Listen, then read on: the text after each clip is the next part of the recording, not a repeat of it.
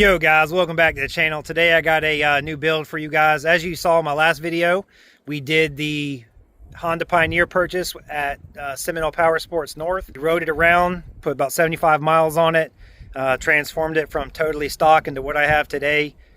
I've been teaching Cooper a lot on how to work on this machine, how to install everything. It's definitely put in the wrench hours. So we'll go over it and how you build this for yourself and what we have so far. There's the fresh build. It's on 40s, boys. Bigger tires than my P5 had and Pete's P5 had.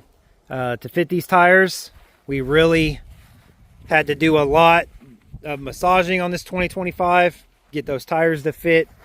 Also, obviously, a lot of parts come into that. So to turn all four tires and get away from the ugly open differential that these things come with, and it's kind of crazy that Honda doesn't make a deluxe Pioneer 520. Man, they really could. If you just threw on like a factory power steering kit and a factory locker option, how awesome that would be, you know, to start on a building block.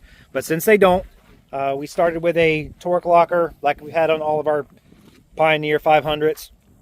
Tarachi supplied the HD axles. We're going to test these things out and see how they hold up. Try to break them.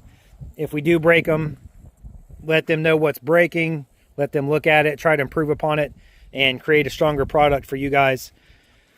We're running the set of Moorhead Off-Road Engineering A-arms for the most forward rake, fit the biggest tires. That's simply the reason. They're very strong, along with the Keller ball joints from Super ATV.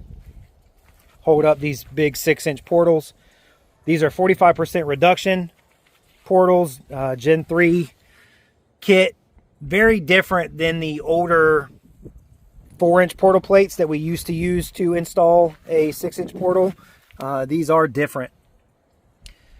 The braking system, the brackets, they use this billet brake. It's very cool, looks great.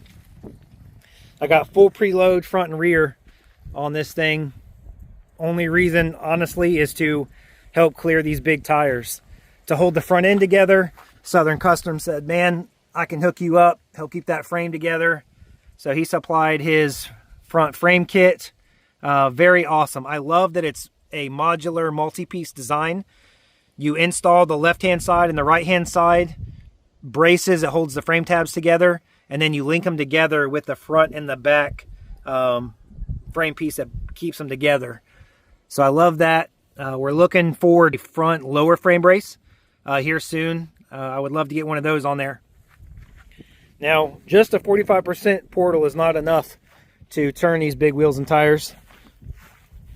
So I contacted Reduction Boss, and we got a 60% internal gear reduction. That should be enough gearing for 40s. Got the Speedo Healer installed, got everything adjusted, shifts great. It's got it's got stage 1 springs with the reduction. It's a billet gear reduction with the billet clutch basket.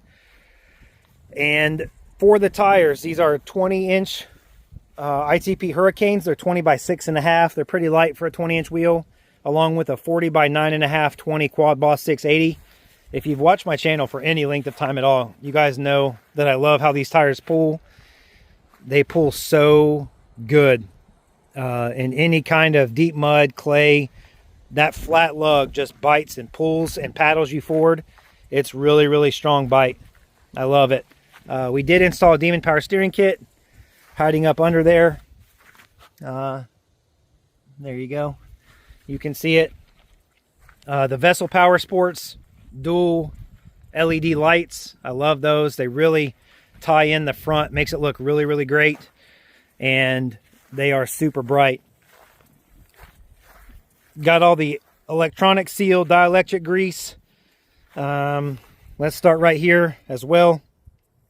The fuse box I relocate. I pull them apart. I pull them out of the factory battery box, put them up here in a dry box, cut a hole in it, run the wiring into that dry box, and then seal it up with RTV and let it cure for 24, 48 hours.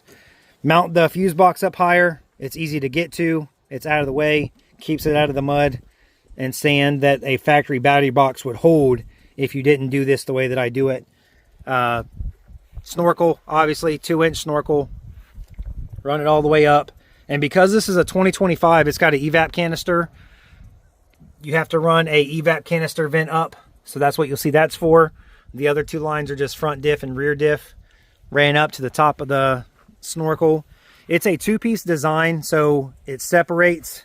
Maybe I can show you guys right there. It's the only coupler that I use. Smoke tested it. It's sealed. No leaks. But what that lets you do is disassemble and assemble it with all it being one piece. And that way you can take it apart. If you need to pull something apart, you don't have to cut your snorkel up. It's very nice. Talking further about my battery box, I've done this on Pete's P520 when he had it, and then now I'm finally getting the chance to do it to mine.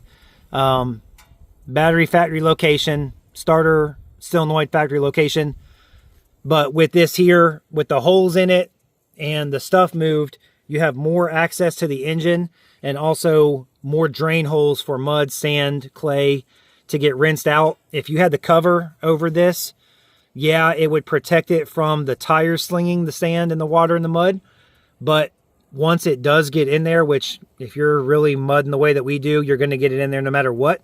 And then it's just going to sit in there, which is far worse to me than leaving it open like this and having it be able to be rinsed out and cleaned. So that's my design. I love it. In the rear, Southern Customs really comes through with this 2-inch receiver hitch. He was making just a frame stiffener, and I loved his frame stiffener. I thought it was awesome, but I asked him if he could do a receiver hitch with it. It really helps for a rear recovery point other than using that little 1-inch hole right there. I just thought a bigger one would be better than pulling from that little part of the frame. You're very limited on options that you can get in there with something like that. And this is moved up a little bit higher. In addition to that, it pulls up the left side of the frame and the right side of the frame and ties them together, which I love. And on the rear suspension, you have Super ATV rear A-arms. They're raked 1.5 inches rearward. And again, Tarachi axles in the back. That about sums up everything, guys. Portals, wheels, tires, reduction, torque locker, Demon power steering, Southern Customs front and rear frame stiffeners, Vestal Power Sports lights, Tarachi axles. It's an awesome machine. We drove it around. My boy got some stickers up on his windshield. He's excited to ride it. It's clean and ready for Hogwaller. So we're looking forward to going to that, to Turkey Bog here right after Thanksgiving. That'll be its first ride. If you guys want to check out his videos and his riding and his point of view from when he's at Hog, if you're younger and want to watch his stuff, his YouTube channel is Cooper James 4842. You can search that. His channel should pull right up. I did 3 or 4 videos with him whenever he was riding his 4-wheeler back in the day, so he does have some content.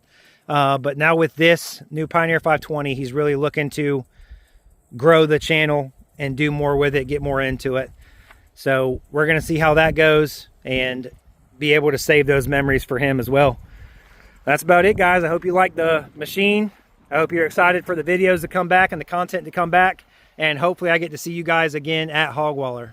If you've made it this far, I appreciate you watching along and following us all these years. We've been gone for a while, but man, it feels so good to be able to ride again and get this buggy built and come back and see everybody and get out there in the mud and deep water. We're really excited to come back.